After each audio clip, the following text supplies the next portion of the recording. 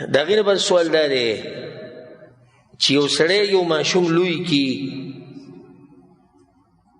نو آیا د دې سړي هم دغه حقونه دي کوم چې د مور پلار دي او د دې ماشوم هم په دوی باندې هغه حق دی کوم چې د خپل بچي؟ جواب د دې مسلې وبالله توفیق هغه دا دی دې ته په عربي کې تبني وایي. تبني یعنی یو کس ماشوم زوی کول او د یو ماشوم تربیت کول او هغه لویول د دې دوه مطلب دي چې خلک یې بیان کړي. یو دا د یو ماشوم تربیت کول د هغه خیال ساتل سره د هغه د نسب د حفاظت نه یعنی نسب هغه خپل نسبي. او دویم دا چې یو ماشوم لویول د هغه تربیت کول د هغه خیال ساتل د هغه د نسب بدلولو سره دا حرام دي. او کله چې شریعت راغی نو شریعت دا خبره واضحه کړه چې دا کار په اسلام کې نشته. زید رضی الله عنه هغه ته به څه ویل کېدو؟ زید بن محمد. دغه شان سالم د ابو حذیفه رضی الله عنه سره و دی هغه لوی کړه نو دته به ویل کېدو سالم ابن ابي حذیفه. کله چې الله سبحانه وتعالی دا خبره باطله کړه چې نه دوی د پلارانو نوم به دغه کوي هغه به ذکر کوي الله وی ادعوهم لآبائهم دوی نسبت چاته وکوي؟ پلارانو ته وکوي. هو اقسط عند الله دا عدل خبره ده. فإن لم تعلموا آباءهم او که تاسو چې د پلاران نه معلوم فإخوانکم فی الدین ستاسو ورور خو داسې نسبت کول چې زوی د پلاني دغه ته ټول نسب او قوم او هر څه ختمه بل ته نسب دا خبره یې معمولي نه زموږ د خبر زموږ د خلکو د ګپ شپ ښکاري. ولې؟ ځکه چې ګوره د نسب د لاسه ډېر احکام ثابتېږي. د تی مسله د غېږې مسله چې دی به لویوي څوک تربیت به څوک ورکوي په ده به خرچه څوک کوي. د میراث مسله د قصاص مسله چې راشي په هغې کې د نسب ته ضرورت راځي. غلا په غل باندې چې سزا خیږي په هغې کې د نسب ته ضرورت راځي. دغه شان ګوایانو کې د ځان له احکام دی او نور ډېرې مسلې ستاسو وړه خبره خو نه ده چې ته دا ووایې چې پلانې زوی د پلاني په شهید کې ډېرې مسلې اوس په دې لپاسې جوړېږي نو دا خو نشي کېدی. الله په قرآن کې څه وایي؟ وما جعل ادعیاءکم ابناءکم. د کومو خلکو چې تاسو په خوله باندې ویلي چې دا زموږ زامن دي نو دا ګوره ستاسو زامن نه دي.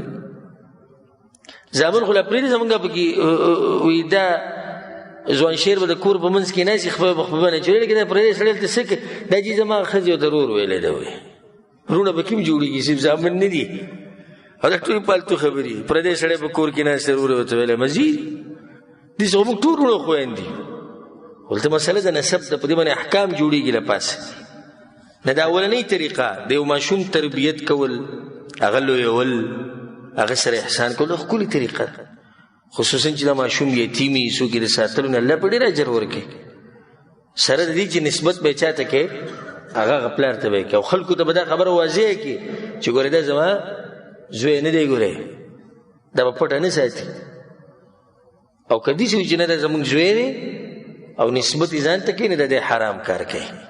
او دا زنانه د کومې زنانې سره چې دا ماشوم لوی شو که دې د هغې په محارمو کې نه نو دا به دې ګوره پردم کوي او که جنۍ یې دا سړی به ترې ځان لرې ساتي او دا جنۍ به دې سړي نه پرده کوي د هغه د بچو نه به دا پرده کوي نو دا هېڅ معمولي خبره نه ده چې چا ترې ووایي چې دا زما زوی ده او بس دی زوی شو نو د دپاره دغه د مور پلار په ده باندې داسې حق نه دی د کومو چې ساتلی لکه څنګه چې د خپل مور پلار دی.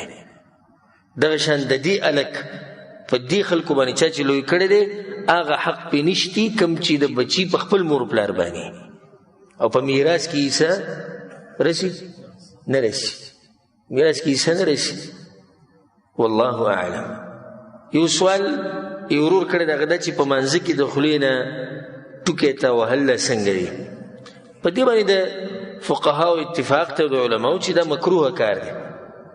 دا ابو هریره حدیث دی او امام ابو داود امام ابن ماجه رحمه الله راوړی رسول صلی الله ان النبي صلی الله علیه وسلم نهى ان یغطي الرجل فاه فی الصلاه. رسول صلی الله علیه وسلم منع کړی چې سړی په منځ کې خپله خوله پټه کړي یعنی کپړه دې خولې نه تاو کړي زن نه تاو کړي پوزو سره بنده کړي دې نه منع راغلی دا مکروه کار دی الا عند الحاجه که یو سړي ضرورت او حاجت نو بیا یې کولی شي لکه یو سړی بیمار دی الرجي ده ورته بله څه مسله ده ورته نو بیا د خولې نه ټوکې تاوهلی شي والله اعلم. د هغې نه بل سوال دی هغه د چې ما ته وایي زما ښځه بار بار وایي چې ما له ټي وي راوړه د دې دپاره چې زه به کور کې یوازې یم او بچي مې نشتي، نو آیا د دې خبره منل جایز دی او که نه؟ جواب سبحان الله، یعنی د یو مسلمان ته سړی حیران شي دې درجې ته موږ راورسېدو چې یو سړی یوازې ناسي نو لازم په ده باندې دا ټیم نه پاس کېږي چې څو پورې حرام کار نه یې کړی. دې درجې ته راورسېدو. یوازې ناست سره تنګېږي، د قرآن تلاوت خو هم شتي، ذکر او اذکار خو هم شتي، نور هم ډېرې طریقې شتي چې دا زنانه پې مصروفه کېدی شي، خو آیا لازم دی چې دا زنانه به مصروفه کې په حرام کار کې؟ دا اولنی مسله خو دا شو. دویمه مسله دا ده چې رسول صلی الله علیه وسلم وایي لا طاعة لمخلوق فی معصیة الخالق، د مخلوق خبره به نه منلی کېږي د خالق په نافرمانۍ کې. نو دې ښځې سره که ته ډېر محبت کې او که ډېر پې مینې او که هر قسمه قرباني وله کې، خو دا خبره به وله نه منې ځکه چې دا د ګناه ده.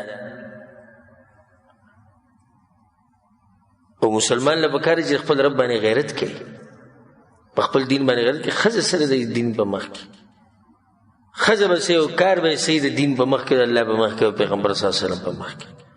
دا خو دې بې دینو خلکو باندې ښځه زورورې چې د الله د دین په مقابله کې او د الله او د الله د پیغمبر په مقابله کې. ښځې ته دومره نشي ویلی چې کوم لباس چې ته استعمالوي دا غیر شرعي دی، دا ناسته پاسته ستا غیر شرعي ده، دا ټي وي دا ډش دا غیر شرعي ده، دا ګانې بجانې دا ډانسونه دا غیر شرعي کارونه یې نشي ویلی ورته. دا لا پرېږده، بعضو ته پکې ښځه وایي ږیره لرې کړه، و دی به سوټۍ بوټۍ ګرځي وي.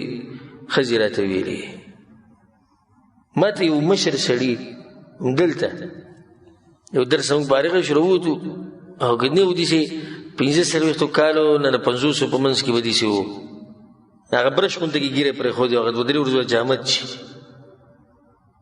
نو ما ورته پرې لاره باندې دا نصیحت وکړو، ما دا ږیره غټۍ ولې نه وایي هغه راته وایي چې داسې ښکلی ښکارې. ما داسې جدا کو سیټ ته ورسره ولاړو، ما لکه ستا ضمیر دا خبره منېږي چې یو ښځه سړي ته وایي چې ته د الله نافرماني کوه، د الله د پیغمبر کو ته نافرماني شروع کړې. او که دا ښځه راته ووایي چې پرېږده او ته یې نه پرېږدې، بیا والله که پرېږدې. ګوره کومه خبره چې دین یې اوله نه مني چې ښځه ورته وایي مانځه له پاسه زدر کېږي، ښځې ته ګوره خبرې ته یې ګوره دا به اوس ما مانځه ته پاسې. خو که ښځه ورته وایي چې مانځه له مزه اوده شه، دا یو حقیقت ته بیانوم. ګورې چې ښځه ورته وایي چې مانځه له مزه اوده شه، بیا اوده کېږي. بیا دې ټیم کې دا نه وایي چې زه لرې کېږي ښځه چا پسه کې راوسې ته اوس ما د الله د کور نه منع کې، بیا دا خبرې نه کوي. حیا پکار ده د الله نه، د الله قدر پکار دی. یو زنانه وایي ما له ټي وي راوړه، تا به ټي وي را په شا کړی دوکان کې ولاړې څه په کوم یعنې الله سبحانه وتعالی یې په موږ پردې راواچوي. سړی په دوکان کې ولاړې څه کې ښځې له ټي وي دی، دوکان کې ولاړې ډیشې دي، دوکان کې ولاړې سندرې او دغه په موبایل کې ودا چې الله دې زمونږ په حال باندې رحم وکړي.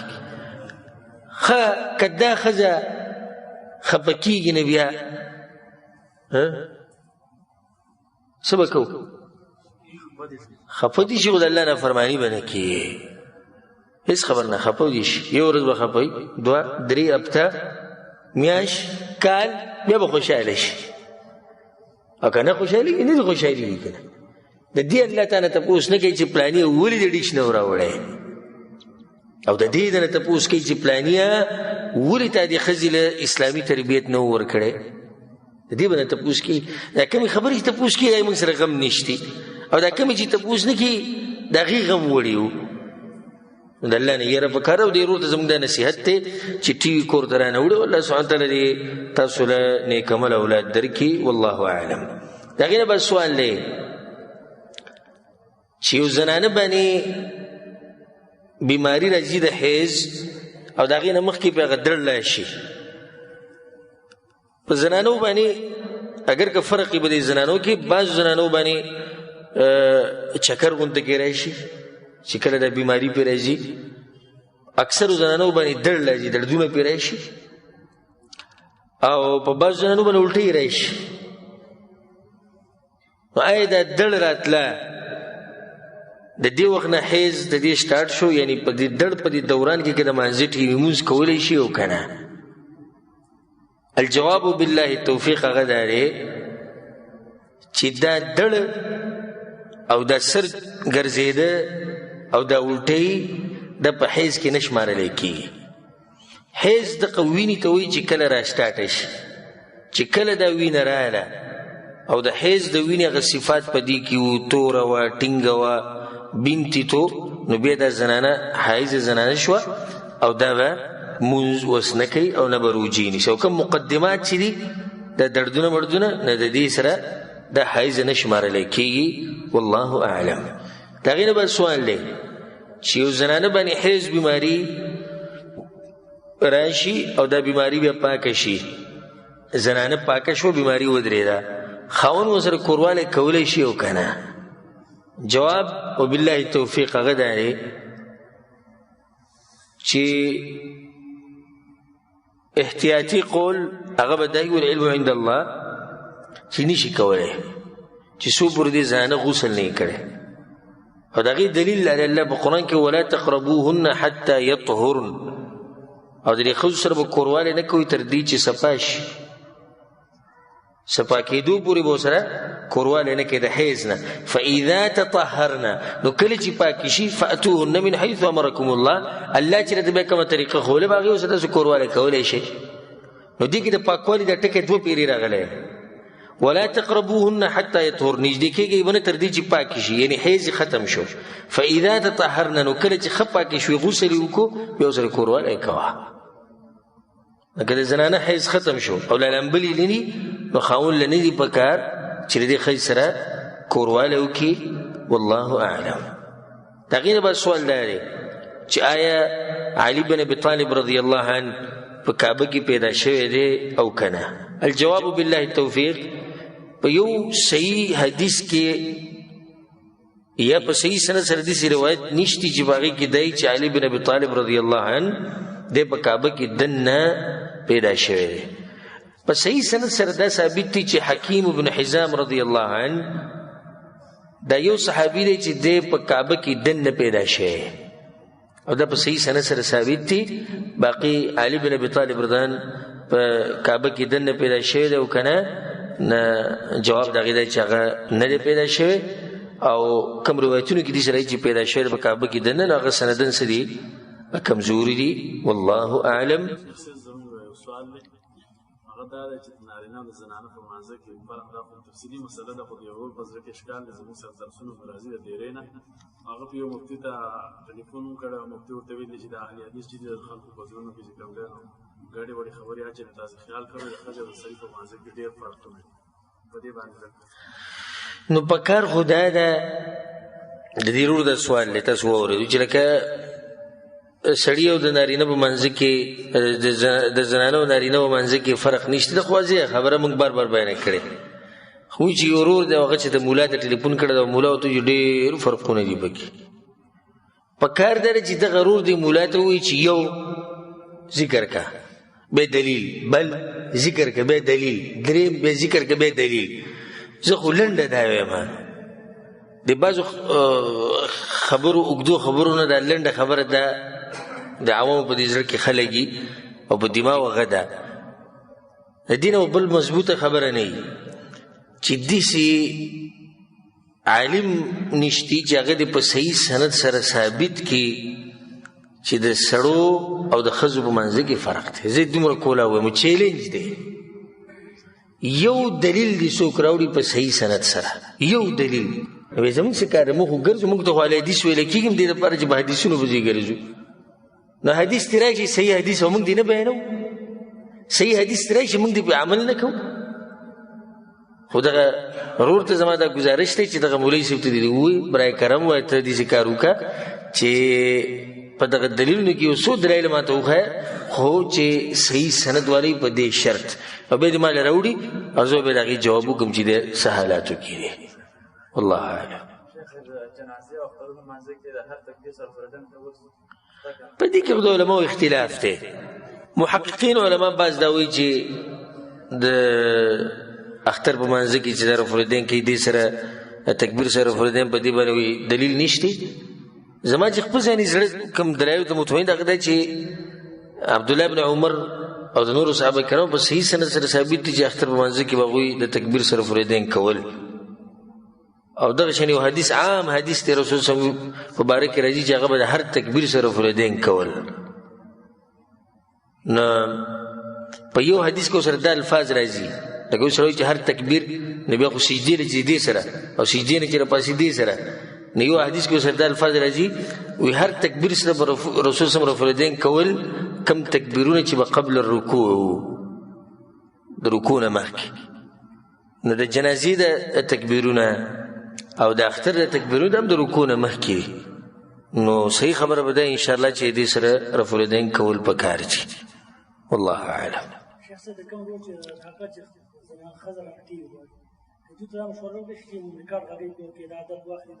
نو مونږ چې کوم جواب ورکو هغه لنډ جواب مختصر که تفصیل له بدی ورشو طریقې د دې چې تر خپل خزه مصروفه کې ای کې یو طریقه دار کم چې دی روز ذکر کړهو خولي طریقه د نن سبا الله سانتیا پیدا کړی ده میموري کارت والیو او هغه لپاره کم شي کې چې میموري کارت لګي واړه واړه راوتی وړ کې سیز کې راوتی په جیب کې می خو دیش او دا ورکی او ته چې بدی کې یو بیان اور اول ورځ باغی ته ګرانی په دویم وته ګرانی په دریم به سرور عادت شي. نو دا خولي طریقه ده. د شندم طریقه ده چې قران دې زده کوي تلاوت دې وري د خپل قران دې صحیح کې چې ته کتاب دې مطالعه کوي ذکر او اذکار دې کوي ډېری طریقې دي. والله اعلم. او دا سوال لې چې زمونږ یو رشتہ دار دی او هغه صفا مسلمین دي او ورور یې لیدیس دی او هغه وفات شو نو د هغه جنازې نه ده کړې. دوی مبارک ته څه دوی مبارک به څه نه دغه دین دغه مسلمانانو سره تعلق نشي جنازو له نزي جمعتونو ته نزي مسلمین ځان ته وایي وي موږ المسلمین یو. واضح شو چې دا المسلمین دي نور څه دي کافران دي ټول دا رجسټر مسلمانان دي به د دوی سره په کور کې رجسټر پروت ته چې څوک به ورواچو څوک یې تی وېستو او ځان له مشر ټاکلې دغه سره به بیعت کې. او دا یو سعودي خصوصا په کراچۍ کې او د علاقو کې ډېر دي لکه نور دا سره شتي نه. نو دوی نه سوال دا پکار دی چې ستاسو دا کم مشر چې د چا سره چې بیعت کېږي او چا چې دا جماعت جوړ کړی دی المسلمین نو ستا نکاح خو دوی سره بیعت نه وکړی بیا خو هغه هم کافر و او ستا د مشران چې څومره تېر شوي دي ټول کافران ځکه چې یو هم ستا د مشر سره چې وشتي هغې سره هېچا هم بیعت نه دی کړی. دویمه خبره رسول صلی د حق په باره کې دا ویلي دي چې حق به الله د دنیا ګوټ ګوټ ته رسوي. او ستا د جماعت په کراچۍ کې پروت دی په پاکستان کې دی په سعودي کې دې موږ د څوک المسلمین وښیي که نه په مصر کې دې څوک وښیي په سوډان کې دې څوک وښیي په اردن کې دې څوک وښیي په کویت کې دې څوک وښیي انګریزانو ملکونو کې دې څوک وښیي. خو دا یو څو کسان په دغه ځای کې پراته دي او دا وایي په حق دي. د حق یو نښه داره لږ به یي خو څه به یي په هر ځای کې به یي هر ځای کې به ته د حق پرست ملوي خو لږ به یي. خو دا نشته حق کې چې لږ به یي او په یو ځای کې به یي نه. بیا خو مطلب چې حق صرف په یو ځای کې الله نور ځایونو ته سر رسولی نه. نو المسلمین دا ګمراه خلک دي او دوی مسلمانانو ته کافران وایي او صرف ځان ته مسلمانان وایي د دوی ګمراه کن عقاید دي.